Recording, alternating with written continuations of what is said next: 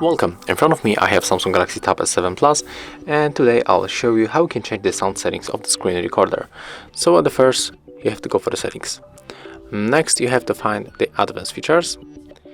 Right now go for the screenshots and the screen recorder, and when you are here we have the top of the sound, and as you can see we can get rid of any sound when you are using the screen recorder. We can only record the media sounds or media and the microphone.